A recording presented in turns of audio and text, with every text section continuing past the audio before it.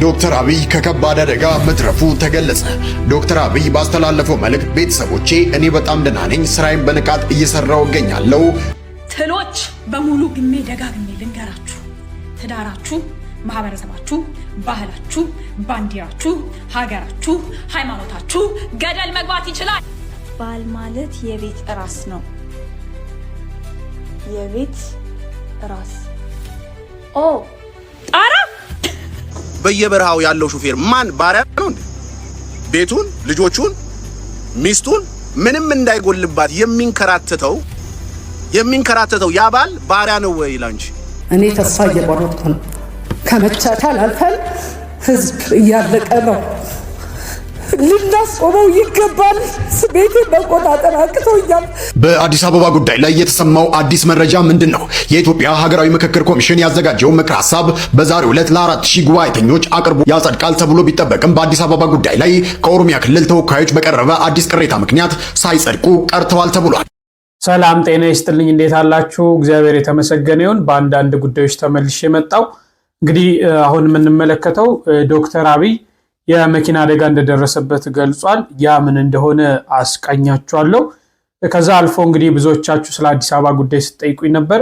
ስለ አዲስ አበባ ጉዳይ አዲስ ነገር ምን አለ የሚለውን እንመለከታለን። በአንድ ወቅት ሴፉ ኦኒቤስ ላይ ቀርባ ክብርት አዳነች አቤቤ የተናገረችውም ወጣቱም ያለው የተመሳሳይ ከሷ ጋር ተመሳሳይ የሆኑ ነገሮች አሉ። ያን አስመለክታችኋለሁ። በጣም ብዙ የምናየው ደግሞ ስለ ፌሚኒዝም ነው። ፌሚኒዝም ድብቁ አጀንዳ እየወጣ ነው። ፌሚኒዝምን እንዴት እንመለከተዋለን የሚለውን እንመለከታለን። ወደ መጨረሻ ትንሽ ስለ አፈሳም ምናየው ነገር ይኖራል። እስከ ፍጻሜው አብራችሁን ቆዩ። ላይክ እና ሼር ማድረጋችሁን አትርሱ። ከሁሉ በፊት በምን እንጀምር ካልን ወጣቱ ያለውና ክብርት አዳነች አቤቤ የተናገሩትን በአንድ ወቅት አጭር ናትና እሱን ላስመልክታችሁ። አዲስ አበባን የሚነካ እኛ አሁንም ቢሆን ፈርተን አይደለም። አዲስ አበባ የሚነካብንን ማንንም ሆነ ማንን እንኳን ሀገር ውስጥ ያለውን አይደለም ጣሊያንን መልሰናል። አሁንም ቢሆን በዛ ሞራል ነው የምንቀጥለው። አዲስ አበባ የሁሉም የሰማንያት ብሔር ብሔረሰቦች አገር ነች እንጂ የማንም አይደለችም።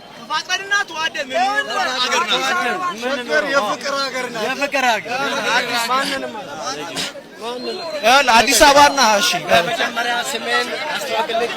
ጆርጅ ይባላለሁ። ከአዲስ አበባ ከዚህ ሰፈር ነው። አዲስ አበባ ሲጀመር አዲስ አበባና ሰማይ የኔ ነው አይባልም፣ የሁሉም ህዝብ ነው። ሰውየው ማስተዳደር ካለበት እንደ አዲስ አበባ ሲጀመር አሁን የአዲስ አበባ ልጅ ምን አለው? ምንም ነገር የለውም። ሌላው ክልል ላይ መሬት አለው፣ ቦታ አለው፣ ምን አለው? እኛ አዲስ አበባ ልጆች ምን አለን? ኮንዶሚኒየም እንኳን ለማግኘት ታግለን ተሸክመን ውዝድርና ሰርተን ነው አንድ ቤት ለመያዝ አይደለም ያለን። ሌላው ግን ሀገሩ ላይ መሬት አለው፣ እርሻ አለው፣ ሁሉ ነገር አለው። ሁለት ጥቅም ነው የሚጠቀመው። አንድ በአዲስ አበባ መታወቂያ፣ አንድ በሀገሩ መታወቂያ ይጠቀማል። የአዲስ አበባ ልጅ ምን አለው? ከስደት ውጪ ባህር ከመብላት ውጪ ምን አለው? ለአዲስ አበባ ልጅ ማን ነው የሚያዝነው? መች ነው ለአዲስ አበባ አዲስ አበባ እና ሰማይ የማንም አይደለም የሁላችንም የኢትዮጵያኖች ነን በሚለው መርሁ በመቀጠል ይሄን ስለሚያምን አዲስ አበባ የማንም አይደለም የሁላችንም ነው። ያንተም የኔም የሷም የሱም ሁላችንም መኖሪያችን የገሌ ስላልተባለ ሁሉም ንብረት ያፈራው ገንዘቡን ለፍቶ ሰርቶ ያገኘው ሁሉ መሰርቶ መኖሪያውንም ገንብቶ የሚኖርበት ቤት ነው። የሁላችንም ማደሪያ ስለሆነ የገሌ ነው ወይንም ለአንድ ቡድን የሚሰጥ ስላልሆነ የሁላችንንም ማለት ነው። ይቀላናል። ብዙ ጊዜ ከርቀት የምሰማው ነገር አለ። ወይዘሮ አዳነች አዲስ አበባ የማን ናት የሚባል ነገር። አዲስ አበባ የኔ ያንተ የኛ የሁላችንም ናት። የሁሉም ነው፣ የሁላችንም ነው። አዲስ አበባ እኮ አልቻልኳችሁም አላለችም። ሁሉንም እንደየባህሪው እንደያቅሙ የምታስተዳድር ከተማ ናት። ትችላለች። አዲስ አበባን የኔ በማለት ለየብቻ ከፋፍለው የራሳቸው ሊያደርጉ ለብቻቸው የሚፈልጉ አካላትን ነው ማስተናገድ ያቃታት እንጂ የሁሉም መሆን አላቃታትም። አዲስ አበባ የሁሉም እንኳን የኛና የአፍሪካውያን የአፍሪካ ህብረት መቀመጫ ነው። ብዙ አፍሪካውያን ይኖሩባታል። እንኳን እኛና ብዙ ኢንተርናሽናል ተቋማት ይኖሩባታል። ነጮች ይኖሩባታል። ዲፕሎማቲክ ኮሚኒቲ ይኖርባታል። በአለም እኮ ሶስተኛው ዲፕሎማቲክ ሀብ ናት። አዲስ አበባ ለሁሉ ብቁ ናት። ስለዚህ ትበቃናለች። የሁላችንም ናት፣ የኛ ናት ብለን ይልቅ ሁላችንም ምን አደረግንላት? አዲስ አበባን ለማሳደግ፣ አዲስ አበባን ለማስዋብ፣ አዲስ አበባን እንደ ስሟ አበባ እንድትመስል እኔ ምን ሰራሁላት ከተማዬን የሚለውን ራሳችን ብንጠይቅ ነው የተሻለ የሚሆነው እንጂ አዲስ አበባ ሁላችንም የኛ ሆና ማስተናገድ የምትችል ድንቅ ከተማ ናት። እንደተከታተላችሁት ነው እንግዲህ አዲስ አበባ የሁሉም ብሔር ብሔረሰቦች መቀመጫ ነው የሚል ነው። አዲስ አበባ የኔም የናንተም የሁላችንም ናት።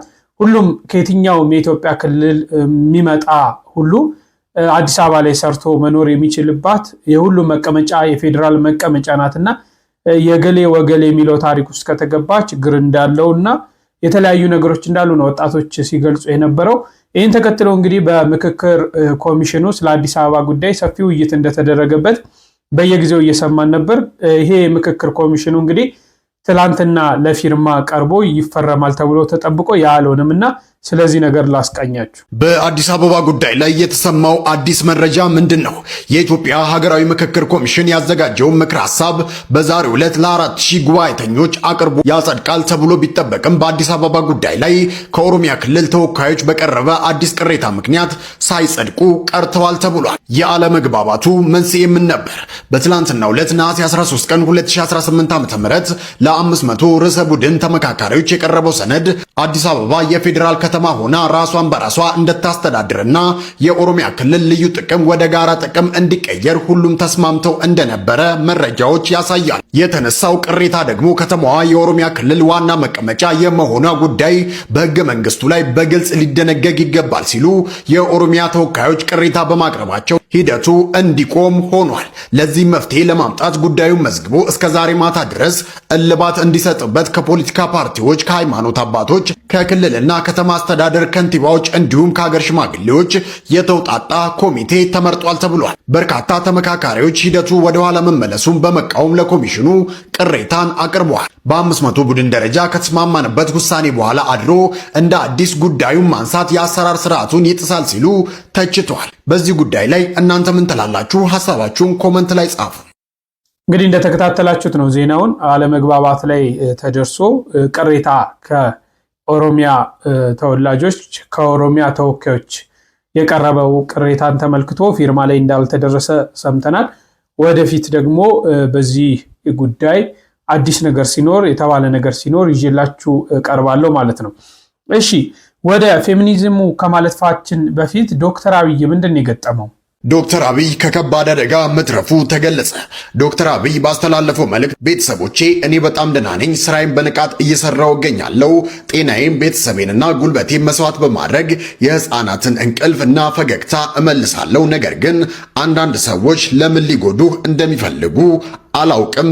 በተለይም አብዝተህ የረዳቸው ሰዎች ክፉዎች ናቸው። ነገር ግን እግዚአብሔር ሁልጊዜ ከነሱ ክፉ ሐሳብ ሊጋርድህና ሊጠብቅህ በቦታው አለ።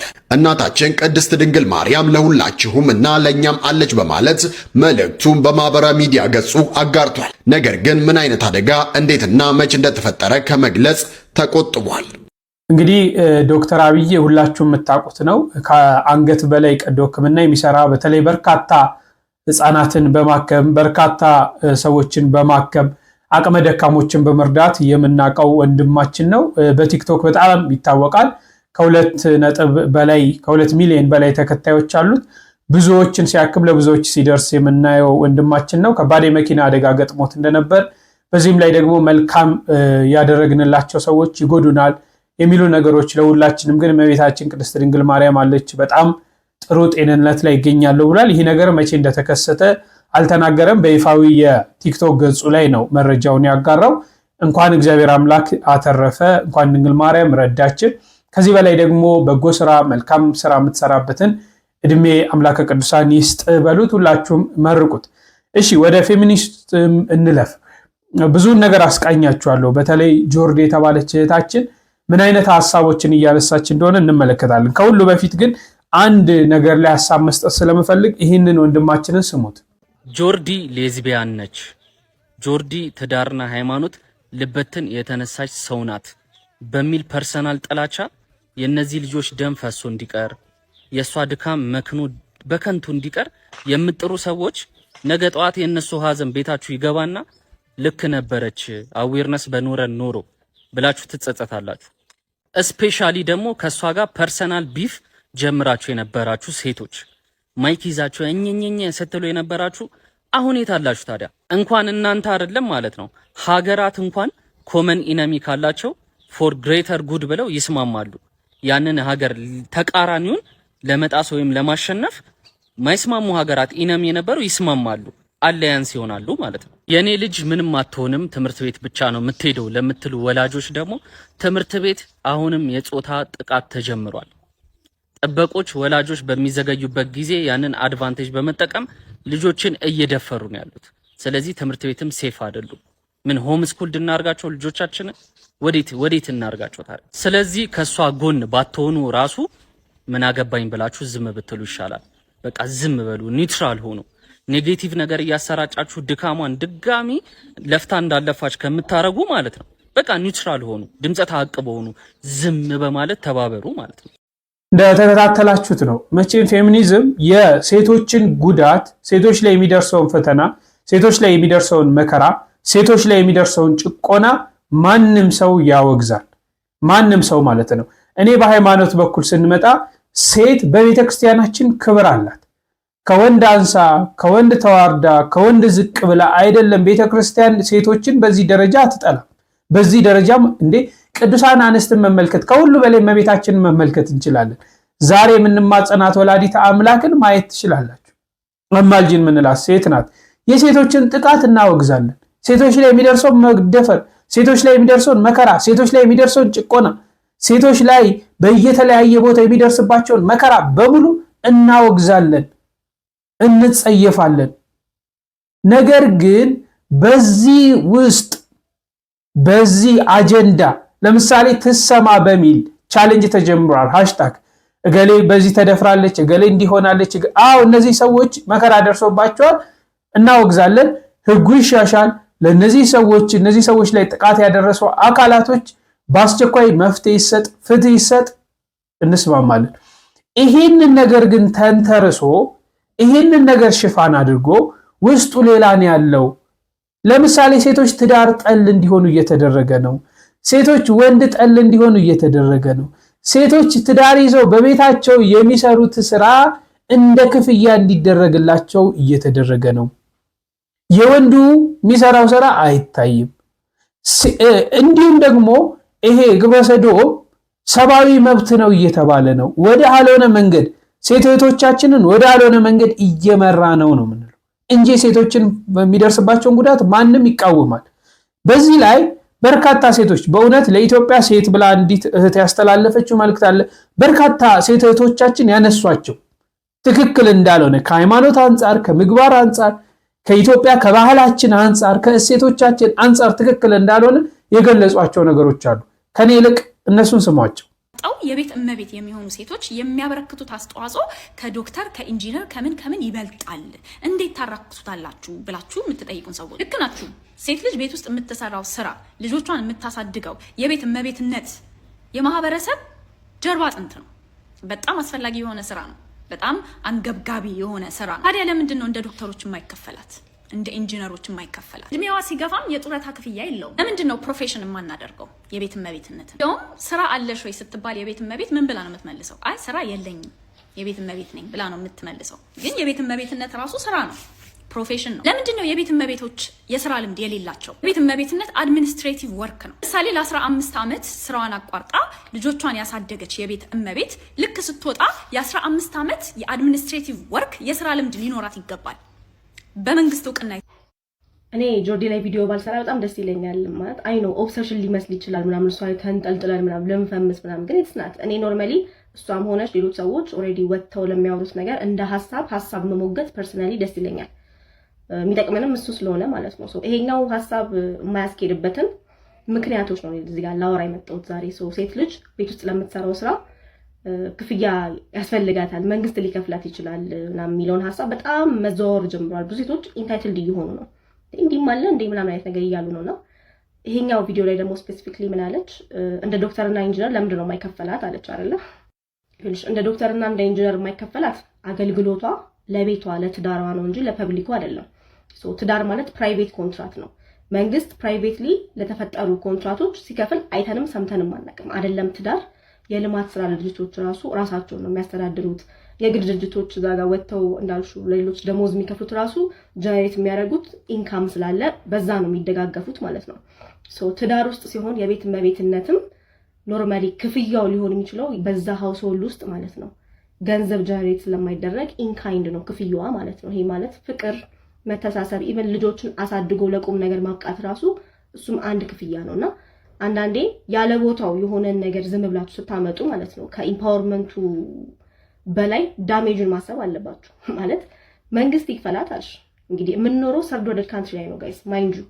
መንግስት እስቲ ስንት ይክፈላት? 5000 10000 ጌታ ምትወር የሚከፍላት? ቆይ አንድ ያልተረዳችሁትን ነገር ልንገራችሁ። እንደዚህ አይነት ነገር የሚያስኬድ የሚመስላችሁ ሴቶች ማለት ነው መንግስት ለእያንዳንዷ ቤት መቤት መክፈል ቢጀምር ማለት ነው ታክሴሽን ጣሪያ ላይ ነው የሚወጣው ማለት ነው። ያኔ አይደለም እሷ ባሏ ይሄ ወጥቶ በትክክል ጥሩ ስራ ያለው ጥሩ ገቢ ያለው ያልሽው ሰው ራሱ ማለት ነው የሚያመጣው ገንዘብ በቂ አይሆንምና አንዳንዴ አንሪያሊስቲክ የሆነ ነገር አትስሩ። አይ ነው እናንተ ትዳር ፈረሰ ቆመ ጉዳያችሁ አይደለም። ከስር ከስር ባሪያ ነሽ ተበዘበሽ ምናምን እያልሽ ትዳር ማፍረስ ምንም ማፈሩ ስለሆናችሁ በዚህ አይነት እንግዲህ አገር ቢፈርስም ጉዳያችሁ አይደለም ማለት ነው። እና በጣም ነው የሚያስቀው። ይሄ መፍትሄ መሆን አይችልም። ሌላ ነገር ሲቀጥል ትዳር ማለት ብቸኛው የሰው ልጅ ሰውነቱን ኦሬዲ ተላብሶ የሚኖርበት ተቋም ነው አይደለም። ምክንያቱም በመዋደድ በመተሳሰብ ምናምን ኦሬዲ አንዱ ለአንዱ የውዴታ ሪስፖንሲቢሊቲውን የሚወጣበት ተቋም ነው። ሶ ይሄንንም ውስጥ ገንዘብ ጨምራችሁ ቆይ ምን አይነት ነገር እንዲፈጠር ነው ያሰባችሁት? ማለት አንዳንዴ ይውላችሁ ፍቅር፣ ቤተሰብ፣ ልጅ ማሳደግ ምናምን ላይ ፕራይስ ታግ የምትለጥፉ ከሆነ ማለት ነው ሴቷን ኢምፓወር ማድረጉን ብቻ ሳይሆን ማየት ያለባችሁ ነገ ከዛ የሆነች ሴት ትመጣና ምን ትላለች? ይሄ ነገር ደሞዝ ከተጨመረልኝ ስራ አልሰራም ማለት ትጀምራለች። ወይም ደግሞ ወንዱም ደግሞ ይነሳና ምንድነው ብሽን ተቅለሽ የምትተኙ ተነሽ እንጂ እየተከፈለሽ አይደል እንደ ምሳሌው እኔ በውጭ በኩል ኃላፊነቴን የተወጣው ነው ምናምን እያለ ትዳሩ ማለት ነው 2 ቀን አይቆይም ነው የምላችሁና ይሄ የፍቺ ሬት በጣም እንዲፋጠን የምትፈልጉበት ዲግሪ ነው የሚያሳየው እንጂ ይሄ ምንም መፍትሄ ሊሆን አይችልም ማለት ነው። እና ባካችሁ ይሄ የቤተሰብን ቅርጽ ማለት ነው ይሄ ድምጥማጡን ለማጥፋት የምትሄዱበትን ርቀት አስተውሉና እስቲ ተነጋገሩ። ማለት የምር ሴትን ልጅ ኢምፓወር ማድረግ ከሆነ ሐሳብሽ ማለት ነው ጆርዲ ምናልባት ፓሲቭ ኢንካም እንዴት ጀነሬት እንደሚደረግ የተማርሽ ስለሆንሽ እሱን እኛ ምን አግዝሻለን እሱን ማሳየት ወይም ደግሞ እንዳልሽው 15 ዓመት ሙሉ አድሚኒስትሬቲቭ ወርክ የሰራችሁ ለሱ ልምድ ይሰጣት ምናምን ከምትይ 15 ዓመት ሙሉ የሰራችበትን ጥሩ የሆነችበትን ሙያ ወጣ ወደ ገንዘብ እንዴት መቀየር እንደምትችል ማስተማር ያንን ነገር እንዲመቻች ማድረግ ምናምን በጣም ሰውኛ ነው። እኔ ሴት ልጅ ተጠቁናት ትዋል ትዳር ምናምን የሚል ሐሳብ የለኝም። ግን እንደዚህ አየር ላይ የቀረ መፍትሄ ግን እንደ መፍትሄ ያመጣችሁ ኦሬዲ ኢምፕሊመንት ሊደረግበት የማይችልበት ግራውንድ ላይ ያመጣችሁ ሴቶችን ኮንፊውዝ አታርጓቸው። በቃ ደስ ብሏቸው የሚሰሩ ሰዎች አሉ አይደል? በቃ ይስሩ። አሁን እኮ ካልተከፈለሽ ባርነት ነው ስትያት እኮ ሴት ልጅ ትዳር ማለት ልክ እሷም ኦሬዲ በተለየ መልኩ ቤኔፊት ሊያደርጋትና ይሄ ቢዝነስ ኦሬዲ የምትሰራበት ተቋም እንጂ ይሄ የፍቅር ተቋም ሰዎች እንደ ሰው ተዋልደው ሰዋዊ አስፔክታቸውን ታይተው የሚያልፉበት አይነት ቦታ ሆኖ እንዲያልፍለት ያረጋቸው አይደለምና ምን ሆናችሁ ነው? እስቲ ማለት ይሄንን እኔ ሳስቼ ከሆነ እስቲ አርሙኝ። እውነት በቃ አርሙኝ። እኔ አም ኦፕን እንዳልኳችሁ ላስት ታይምም ኦፕን ነበርኩኝ። አሁንም አም ኦፕን ሌሚ ነው። ለማንኛውም ቪዲዮ ኮፒ ሊንክ ማድረግ እንዳይረሳ እና ይሄ አንዳንድ የሷ አሽቃባጮች መታችሁ ልክ ናት እውነቷን ነው ምናምን ሳይሆን እስቲ በትክክል ሐሳባችሁን ቁጭ አድርጉና የሚያስኬድበትን መንገድ ሁሌ ወተን ጸብ ሳይሆን እስቲ ወደ መፍትሄ የምር የሚያመጣ ከሆነ በእውነት እኔ አም ኦፕን ለመቀበል። ተረፈ መልካም ቀን ባይ። በየበረሃው ያለው ሹፌር ማን ባሪያ ነው እንዴ? ቤቱን ልጆቹን ሚስቱን ምንም እንዳይጎልባት የሚንከራተተው ያ ባል ባሪያ ነው ወይ ላንቺ? እየሰራ ላቡን ጠብ እያደረገ የሚያመጣው ባሪያ ነው አንቺን ለሚቀልበው አይደለም። አብሮነት ስለሚያኗኑርሽ ነው። አንቺ የሆነ ነገር ከቨር ታደርጊያለሽ፣ እሱ ከቨር ያደርጋል። ባሪያ ስለሆነ ነው እንደ አንድ ሊስትሮ የሚሰራ ወንድማችን ዝቅ ብሎ የቆሸሸ ጫማ እያጸዳ ለልጆቹ ጎሮሮ ምግብ ቤቱ እንዳይጎል የሚጠራው ባሪያ ስለሆነ ነው። መልሻ ሴት ልጅ እና መልሽለት ታዲያ ያ ወንድ ባሪያ ነው። በየበረሃው እየተንከራተተ ከአውሬ ጋር እየተጋፋ ቤቱን የሚሞላው ባሪያ ነው። ያ በየሰፈሩ የምታዩ እንደዚህ እየተሸከመ እየቆሸሸ የምታያቸው አባቶች ማንን ሊያኖሩ ነው እንደዛ የሚሆኑት? እና ባሪያ ነው እሱ። አስገባቸዋል ይሄን የሚመልሱ ከሆነ ማለት ነው። ይሆነ ለምሳሌ አንዳንድ ሰዎች ዝም ብለው ሲጨፈጭፉ ውስጡ እንዲቴሉና አለማየው ልክ ነው ስለበደለሽ ብዙ አህያ ብዙ በጣም ነውረኛ ወንድ አለ፣ አይካድም። በጣም ባለጌ ወንድ አለ፣ የሚመታ የሚደበድብ የሚያንቋሽ የሚደፍራል። ሲደፈር ሴት ልጅ ስትደፈር እኛ አንጮህ የለ እንዴ? ሴት ልጅ ስትበደል እኛ አንጮህ የለ እንዴ? እዚህ ያለ ነው ሶሻል ሚዲያ ይጮህ የለ እንዴ? እነ ዮኒ ሁሉ ጮኔ የለም ሶሻል ሚዲያ ታዋቂ ሰው ነውረኛ የሚደግፍ ጤነኛ የሆነ ወንድ የለም። ነገር ግን አንድ ነውረኛ አንድ ቀበሌ ውስጥ አገኘሽ ማለት ወይ 10 ነውረኛ አንድ ቀበሌ ውስጥ አገኘሽ ማለት እስናዳው ጅምላ እያደረጉ ሌሎች ደግሞ እየሳቁ ቤታቸውን ህይወታቸውን በኮሜንት እያፈረሱባቸው ልክ ነሽ ያንቺ ቤት ሲፈርስ መጣ በኮሜንት የምታድስልሽ መዘረጅ ነው። ትልቁ ከረዳችሽ አይዞሽ ነው የምትልሽ። አይዞሽ የኔ ቆንጆ ነው የምትልሽ። ቤትሽ ሲፈርስ እሳቱን ቁጭ ብለሽ የምትሞቂያት አንቺ እንጂ የኮሜንት አርበኛዋ ቤትሽን አታቃናልሽ። ቤትሽን አትመልሰው። ታብታብ አድርጉ። ወንዶች ላይ የተከፈተ ጦርነት ቁጭ ብላችሁ አትዩ። ለምን አብሮ ያኗኑረና እኛ ያለ ሴቶች መኖር አንችልም። ያለ ሴት መኖር አትችልም። ወንድ ልጅ ሴት ልጅ ያለ ወንድ መኖር አትችልም። ያለ ወንድ የሚኖሩ ኤክሰፕሽናል አሉ። እሷ አይመለከተኝ። ግን በተፈጥሮ ሴት ያለ ወንድ፣ ወንድ ያለ ሴት መኖር አትችልም። ያ ከሆነ ማንንም አይፈጠርም እዚህ ምድር ላይ። እያንዳንዳችን አሁን ይሄ የመጣው ወንዱ ላይ ጦርነት የሚከፍተው ንገሯቸው። አንቺ የወንድ ፍሬ ነሽ ብላል። አንቺ የወንድ ምርት ነሽ። ስለምጠላው ነው እንደሚነግርህ። አንቺ የወንድ ዘር ነሽ፣ ፍሬ ነሽ። አመጣጥሽ ከዛ የላብራቶሪ ስሪት አይደለሽ። ተግባባን? ስለዚህ አሁን እየተሰራ ያለው ምንድነው? በዳ ያሉ ጨቋኝ ወንዶች አሉ። ግን በጅምላ የሰው ልጅ ትዳርን እንዲፈራ እንዲያፈርስ፣ ከዛ ትዳር ያፈረሱትን ሰብሰብ አድርገው ማለት በምክንያት የሚያፈርሰዋል። ባሪያ ሆነሽ መኖር የለብሽም። ነውረኛ ባልጋ አብረሽ መኖር የለብሽም። የሚቀጠቅጥሽ ባልጋ መኖር የለብሽም። እሷና ይሄ ዛሬ ንፋስ ወደዚህ ነፈሰ ብላ የምትፈታው አንድ አይደለች።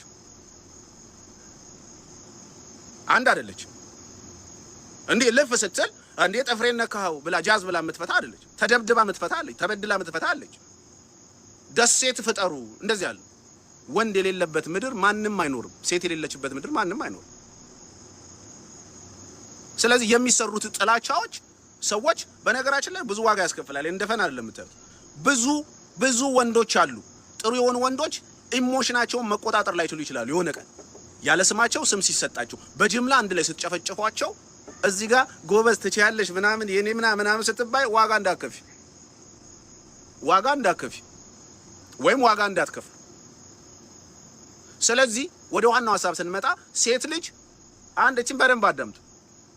ሴት ልጅ እቤት ብታጸዳ ወንድ ልጅ ይሸከማል። ሴት ልጅ እቤት ምግብ ብትሰራ የምትሰሪው ምግብ ተሸክሞ ያመጣልሻል። በነገራችን ላይ ሴት ልጅ ምግብ ስትሰራ ባሏና ልጆቹ ብቻ ነው የሚበሉት፣ እሷ አትበላም፣ ጾመኛ ናት። እንደዛ ነው። ሴት ልጅ ምግብ ስትሰራ ቤቱ ስታበስል እሷ አትበላም፣ ጾመኛ ናት። ለልጆቿ ብቻ ነው የምታበል። ምንድነው?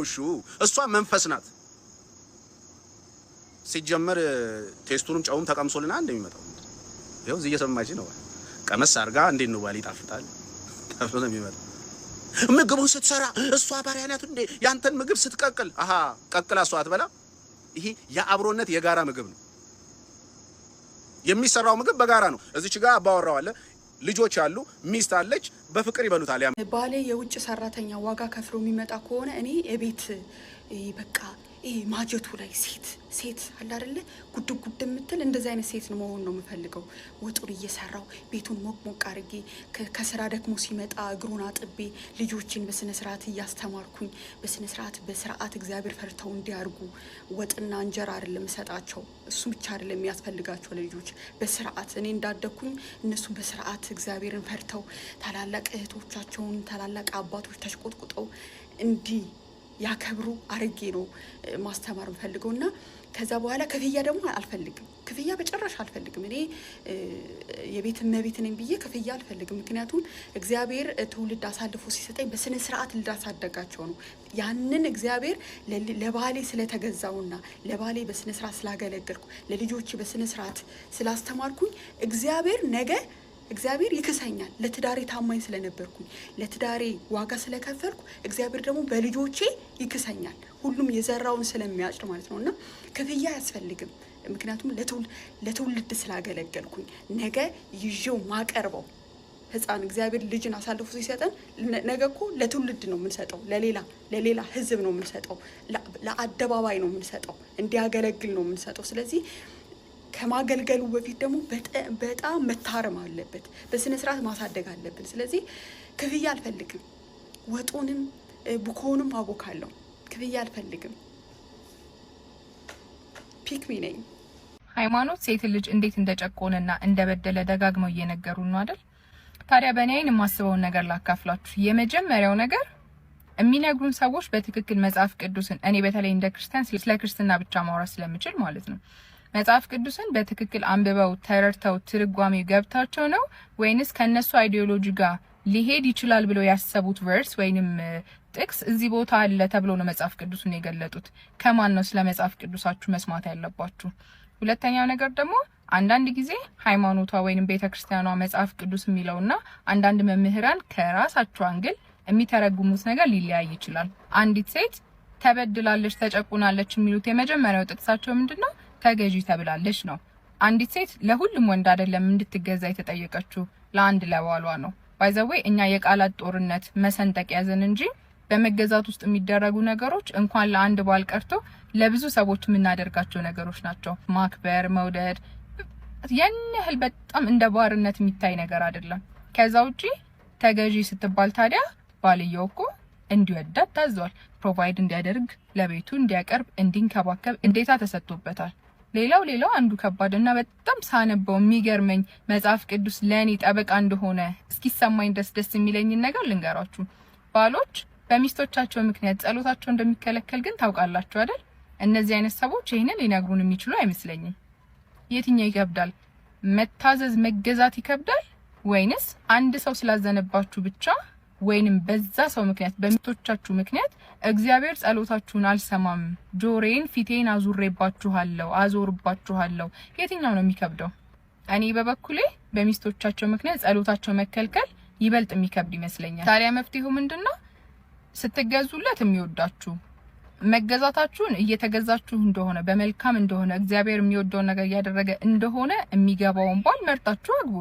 ከዛ ውጪ ለሚያደርገው ነገር እንኳን ሰው ራሱ እግዚአብሔር ጠበቃ ይሆናል። እንዴት አድርጎ አትሉ? ጸሎቱን ከልክሎ እኔ ከዚህ በላይ ማቻቻል ወይንም ለሴት ቅድሚያ መስጠት ሁሉ ያለ አይመስለኝም። እንደዚህ አስተዋይ ሴቶችን ያብዛልን። እስኪ እናንተ ምን ትላላችሁ? ሀሳባችሁን ኮሜንት ላይ አስቀምጡልኝ። በጣም ወዳችኋለሁ። በዓለም አቀፍ ደረጃ ኤልጂቢቲኪው ራይት ሰብአዊ መብት ነው ተብሎ ሪኮግናይዝ ተደርጓል። ኦኬ ከ100 በላይ ሀገራት ፈርመው ማለት ነው። ዲሞክራሲን ሳትቃወሚ፣ ክርስትናን ሳትቃወሚ፣ የሰብአዊ መብትን ሳትቃወሚ ፌሚኒዝምን ኤልጂቢቲኪው ብለሽ የምትቃወሚ ከሆነ ያ ችግር አለ ማለት ነው። እዛ ጋር ከሴቶች ጋር ነው እንጂ ችግርሽ ከኤልጂቢቲኪው ጋር አይደለም። እሱን አስተካክይልኝ። ፌሚኒዝምን የምንቃወመው ግልጽና ግልጽ ነው። ኢንድ ጎሉ ኤልጂቢቲን ኢትዮጵያ ውስጥ ቫሊዴት ማድረግና ሌጋል ግራውንድ ይዞ እንደዛ ሂውማን ራይት ውስጥ እንዲገባ ነው። ለዛ ነው የምንቃወመው። እዚህ ጋር ሂውማን ራይት ውስጥ በኢንተርናሽናል ደረጃ ሪኮግኒሽን ተሰጥቶታል። ሂውማን ራይት ግን ሂውማን ራይትን አትቃወሙ፣ ዲሞክራቲክ ራይትን አትቃወሙ፣ ክርስቲያኒቲን አትቃወሙ። እነዚህ ሁሉ ነገሮች ኤልጂቢቲን ቫሊዴት አድርገዋል፣ ይዘው አትቃወሙ። ፌሚኒዝም ስለያዘ ግን እየተቃወማችሁ ነው እያልሽ ነው። በዛውም ፌሚኒዝም እንደያዘ ኮንፊርም እያደረግሽልን ነው። ለዛ ነው የምንቃወመው። በመጀመሪያ ደረጃ ሂውማን ራይት ነው ብላ ክሌም ያደረገች ሀገር ወይም ደግሞ የፈቀደች ሀገር አያገባንም። የምናወራው ስለ ኢትዮጵያ ነው። ኢትዮጵያ ሂውማን ራይት ነው ብላ ሪኮግናይዝ አላደረገችም። በሂውማን ራይትም ይሁን በዲሞክራቲክ ራይትም ይሁን በሞራል ራይትም ይሁን በናቹራል ራይትም ይሁን የተወገዘ ነው። ጌ ነኝ ወይም ሌዝቢያን ነኝ ብሎ አንድ ሰው ቢወጣ ኮሚኒቲው ወጥቶ ቅጥቅጥ ነው የሚያደርገው። እዛን ጊዜ አይ ሂውማን ራይቱን ጣሳችሁ ብሎ የሚመጣ ህግ የለም። ምክንያቱም በሂውማን ራይት ደረጃ ኢትዮጵያ ውስጥ የተፈቀደ ነገር አይደለም። የምናወራው ስለ ኢትዮጵያ ነው። ሁሉንም ከኢትዮጵያ ኮንቴክስት አንጻር ነው አይደለ እያወራሽ ያለሽው። ኢትዮጵያ ውስጥ የኢትዮጵያ ሂውማን ራይት ኤልጂቢቲን አላቀፈም። ለዛ እንቃወመውም። ሁለተኛ ክርስቲያኒቲ ብለሽ ያወራሹ ቀጥሎ ኒዮ ክርስቲያኒቲ ምናምን ስትይ ነበር። እኛ ኒዮ ክርስቲያኒቲ የሚባል ነገር አናቅም። እግዚአብሔርን ቤዝ ያደረገ መጽሐፍ ቅዱስን ቤዝ ያደረገ ክርስቲያኒቲ አይደለም። ለምታራምዱት አጀንዳ ሰዎች ለራሳቸው ላይፍ ስታይል እንዲመች አድርገው ኢንተርፕሬት እያደረጉ ኢቭን ዲኖሚኔሽንም አይደለም እንዲመቻቸው አድርገው ያመጡት አይዲዮሎጂ ነው ኒዮ ክርስቲያኒቲ። ኤልጂቢቲን ሊፈቅድ ይችላል፣ እዛ ውስጥ አያገባንም። እኛ የምንከተለው ክርስትና ግን መጽሐፍ ቅዱስን ቤዝ ያደረገ ነው። እዛ መጽሐፍ ቅዱስ ላይ ምን ይላል መሰለሽ? ስለዚህ እግዚአብሔር ለሚያስነውር ምኞት አሳልፎ ሰጣቸው፣ ሴቶቻቸውም ለባህሪያቸው የሚገባውን ስራ ለባህሪያቸው በማይገባው ለወጡ። አስምሩበት። ቁጥር 27 እንዲሁም ወንዶች ደግሞ ለባህሪያቸው የሚገባውን ሴቶችን መገናኘት ትተው እርስ በርሳቸው በፍትወታቸው ተቃጠሉ። ወንዶችም በወንዶች ነውር አድርገው በስተታቸው የሚገባውን ብድራት በራሳቸው ተቀበሉ። ዋናው ነጥብ ቁጥር 28 ላይ ይላል እግዚአብሔርን ለማወቅ ባልወደዱት መጠን እግዚአብሔር የማይገባውን ያደርጉ ዘንድ ለማይረባ አእምሮ አሳልፎ ሰጣቸው ይላል።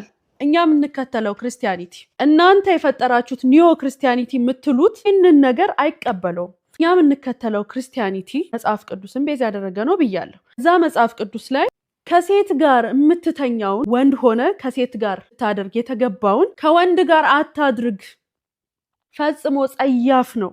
ሴት ከወንድ ጋር ነው የሚጋባው፣ ወንድ ከሴት ጋር ነው የሚጋባው። ከዚህ ውጭ ያለ የትኛውም አይነት እንቅስቃሴ በእግዚአብሔር ፊት እርኩሰት ነው ይላል እኛ የምንከተለው ክርስትና።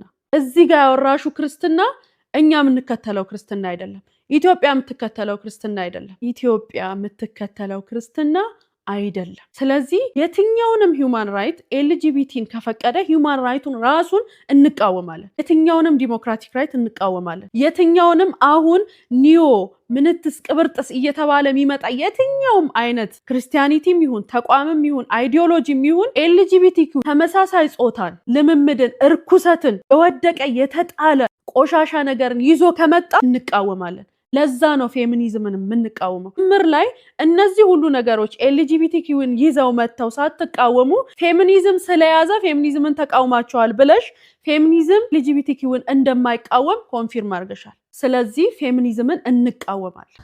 እንደሰማችሁት ነው። ሰፋ ያሉ ሀሳቦችን አንስቷል። በጣም ማለት ነው በጣም ደስ የሚሉ ሴት ልጅ ቤት ውስጥ የምትሰራው ስራ ለቤቷ ለትዳሯ የምታደርገውን ነገሮች ሁሉ አንስተው እጅግ የሚያስደስቱ ምላሾችን ሰጥተዋል እና ጥንቃቄዎች ይደረግ ነው።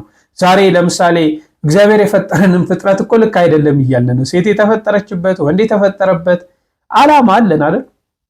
እግዚአብሔር ለእያንዳንዱ ነገር ዓላማ አለው እና ይሄንም ልክ አይደለም ብሎ ከእግዚአብሔር ጋር መጋፈጥ ጥሩ ነው ብዬ አላስብም። ሴት ልጅ ደግሞ ለቤቷ ለትዳሯ ብትሰራ ምን ብትል ምን ችግር አለው? ወንዱ ይለፋ የለ ወንዱ ይሰራ የለ ወንዱ መከራ ያይል። ዞሮ ሴት ያነሰች ናት ወንድ የበለጠ ነው እያልኩ አይደል? ግን አለ በቃ ወንድ የቤት ራስ ነው። ክርስቶስ የቤተ ክርስቲያኒቷ ራስ እንደሆነ ወንድ የቤት የሚስቱ ራስ ነው። ሴት አካሉ ናት። ለሚስቱ ሲል ይሞታል። ክርስቶስ ለቤተ ክርስቲያን ራሱን አሳልፎ እንደሰጠ እንደሞተ ባለም ለሚስቱ ይሞታል።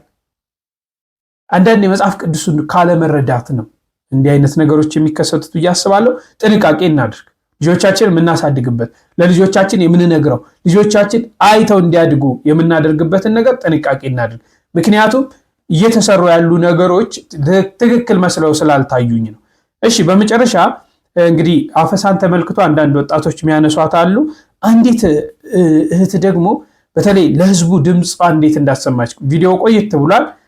ለጠቅላይ ሚኒስትሩ ያሰማችበትን ከመቻቻል አልፎ ህዝባችን እያለቀ ነው ያለችውን ቪዲዮ ላስቃኛችሁና እንጨርስ።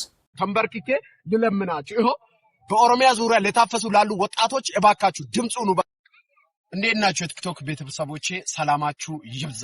ጌታን ይሄን ቪዲዮ አታሳልፉ በእግዚአብሔር። ምክንያቱም ይሄ የደሃ ድምጽ ነው። ማስተላለፈው ቪዲዮ የደሃ ድምጽ ነው። ለምን ካላችሁኝ ኢትዮጵያ ውስጥ ቆይ መንግስት ለ12ቱ ክልል መሰለኝ መንግስት ያለን አይ ቲንክ ማለት ነው።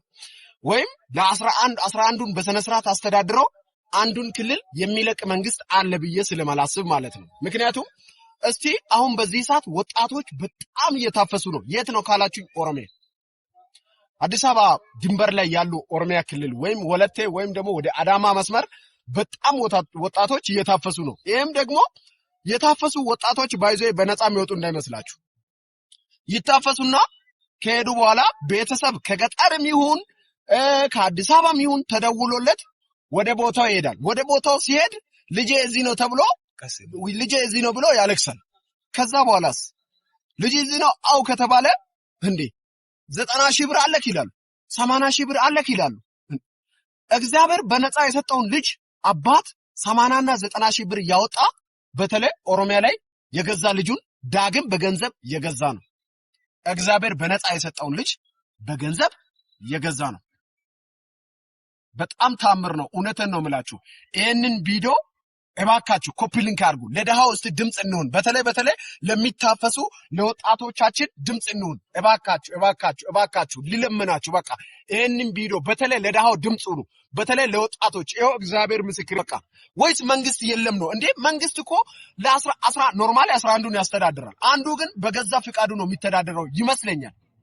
ካለ ደግሞ ኦሮሚያ ክልል ለሚታፈሱ ወጣቶች መንግስት የራሱን ድምጽ ያሰማ። እወዳችኋለሁ። ሻሎም አፈሳይኮ ምናምን ብዬ በሰራሁት ቪዲዮ ላይ ምረው የምታሽቃብጠው ምናምን ነገር የምትሉ ልጆች አላችሁ ማለት ነው። ያራዳ ልጅ ማሽቃበጥ እንደዚህ ከሆነ አሽቃባጭ ነኝ እኔ። የደሃ እናት አታልቅስ ነው ያልኩት። ሳይፈልግ መጥቶ እዚህ ጋር አይጠቅምም ነው ያልኩት። ያለ ፍላጎቱ መጥቶ እዚህ ጋር አንድም ቀን ሊያገለግል አይችልም፣ አይጠቅምም ነው ያልኩት። ደግሜ እናገራለሁ። እኛ ፈልገን ነው እየታገለን ያለነው። ከኛ አቅም በላይ የሚሆን ጠላት አንድም የለም እና ሀገሩ ላይ ወጥቶ በሰላም ገብቶ ካልገባ የት ሂዶ ሰርቶ ይኖር? ምርር ሲለው ስደት ይሄዳል። በየበራው እዛ እንደ ከብት ይታረዳል። ካሜራ ፊት ለፊት እንደ በግ የታረደ ደመከልቡ ነው ይቀራል። ፍትህ ብሎ እንኳን የሚጮህለት አንድም ሰው የለም እና የሆነ ወጣት ለምን ታስጨንቀዋለህ? በሰላም ገብቶ በሰላም ይውጣ እንጂ ተውት እንጂ። እኔ ተስፋ እየቆረጥኩ ነው። ከመቻቻል አልፈን ህዝብ እያለቀ ነው። ልናስቆመው ይገባል። ስሜቴን መቆጣጠር አቅቶኛል። ሳለቅስ ነው ያደርኩት።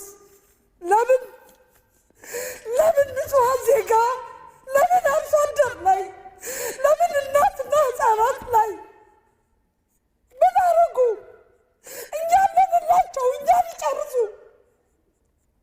ንጹሐን ህዝብ እውነት ሰዎች ናቸው። እውነት እናትና አባት አላቸው። እውነት ልጆች አላቸው። እውነት ሃይማኖት አላቸው። እኔ የሚገርመኝ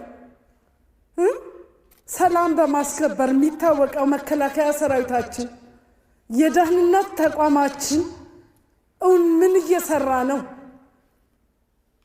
አልሸባብን አይኤስአይኤስን ድባቅ እንዳንመታ ኦነግ ሸኔ ያሸንፎት ነው? ህወሓት አሸንፎት ነው? እኔ በዚህ ህዝብ ላይ ለምንድን ነው ሁሉ ግፍ የሚፈጸመው? ምን ስለሆነ ነው? እኔ ዛሬ ሞራል እኮ የለንም። እኔ እጅን መጀመሪያ ላወጣሁት የመናገር ሞራል ስላጣው ነው፣ ግን አልቻልኩም። ስሜቴ ገፍቶኛል። ስሜቴን መቆጣጠር አቅቶኛል። ስለዚህ እኔ በስራ አጋጣሚ ብዙ ቦታ አይቻለሁ። ከአርቲስት ሃጫሉ ጀምሮ የተፈጠረው፣ ከዛም በፊት በሶማሌና በኦሮሚያ ክልል ሴቶች ምን እንደሆኑ ምን እንደደረሰባቸው፣ ይሄ ሁሉ የእርምጃ አወሳሳዳችን ደካማ ስለሆነ ይህን ማሸነፍ የሚያቅተው ኃይል አተን አይደለም። የውስጥ ኃይላችንን መርምረን ካላስተካከልን ነገ የውጭ ጥላትን እንዴት ነው የምንመክተው? እኔ መመለስ ካለበት ይሄ ነው። ሰላም ሚኒስተር ይባላል። በግማሽ ቀን የብሔራዊ መግባባት እያለ እየበተነ የትኛው መግባባት ነው የተፈጠረው? እንደተከታተላችሁት ነው። በተለይ አፈሳን ተመልክቶ ይቅር እነዚህ የመከላከያ አካላቶች ሁሉ ተቀላቅለዋል። ምክንያቱም በግዳጅ የሚደረግ ነገር ለሀገሪቷ እስከ መጨረሻ ራስን እስከ መስጠት ደረጃ ስለማይደረስ እንዲህ አይነት ነገሮች ይቅሩ የሚሉ ነገሮች አንስቷል። የእህታችንንም ሀሳብ ሰምታችኋል። ከሁሉ በላይ እግዚአብሔር አምላክ ለሀገራችን ሰላም ያምጣልን፣ አንድነት፣ ፍቅርን፣ ይሄ እርስ በርስ የሚያባላንን፣ እርስ በርስ የሚያጋድለንን፣ እርስ በርስ የሚያጨካክነንን ክፉ መንፈስ ከላያችን ላይ ያስወግድልን ለማለት እፈልጋለሁ። ለጸሎት በቆማችሁ ጊዜ ሀገራችሁን አስቧት። ለግላችን ብቻ ሳይሆን ሀገር ሰላም ስትሆን ነው ሁሉ ነገር የሚሆነውና ለሀገር እንጸልይ። እግዚአብሔር ሰላምን፣ ፍቅርን፣ መቻቻልን፣ አንድነትን ይስጠን ለማለት እወዳለሁ። በሌሎች መረጃዎች እስክንገናኝ ላይክ፣ ሼር፣ ቤቱንም ሰብስክራይብ ማድረጋችሁን አትርሱ። ቸር ቆዩልኝ።